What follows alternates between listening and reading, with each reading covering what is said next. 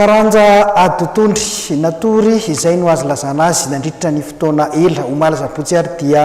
ny fota amin'ny torimasony indray ny taranja Adotondry nahazo ny fanakianana mahavaivay tamin'ireo ligiparitra ny filohan'ny federasionna amperinasa any vahaolana sy saraha taorin'ny fivoriambe natao tetsy Mahamasina omaly dia ny antso ary ny angavy Andriamatoa Zeze Bosco izay anisan'ny diso fantatry ny rehetra ao anatin'ity tontolo ny taranja Adotondry ity mba hiara-miasa hiara-mifanampy amin'ny famerenana amin'ny laoniny ity taranja atsipika ny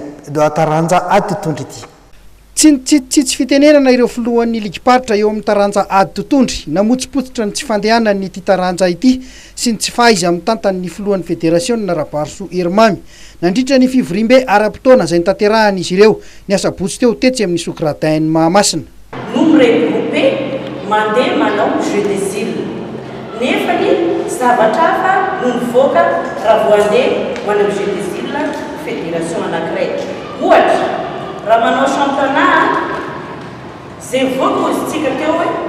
amin'ny championnat regroupé mandeha kanjo zavatra hafa no nataony président fédération zay manatika antsika etony ny tsy nanao mihitsy no ny antsony nanao regroupement nalefany amin'ny jeu des îles profa alaitsika am'izany lalaina eo ka masolonena raha tsy diso reo ngamba tsy nanao championnat national tany Thomas fa solonena mantsy tsy haiko tsy nadefasany azy fa lalaina dia nalefany nefa tsy niparticipe championnat national ataoko ngamba relique rehetrarehetra reo mahafantatra an'izay aiza ho aiza ny fampandehanantsika ny boxe.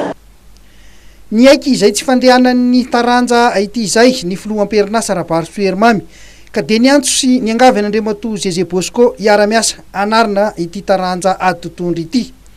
Zeze Bosco izay efa diso fantatry ny mpanao Adotondry ary maro ny zavatra efa vitany io fampandrosoana ity taranja ity. Taorin'ny AGO ny naovana ny tatitra ara-bola ara-teknika ary ara-moraly dia mbola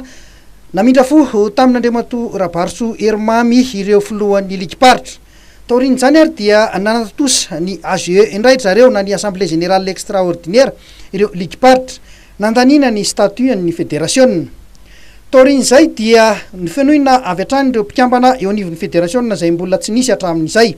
Fifidianana avokoa no nametrahana ireo toerana tsirairay avy ho an'ireo mpikambana avaovao. Napetraka ireo ligiparitra ary ho filoha lefitra voalohany taorin'ny fifidianana isahana ny lafiny ara-bola Andriamatoa Zeze Bosco.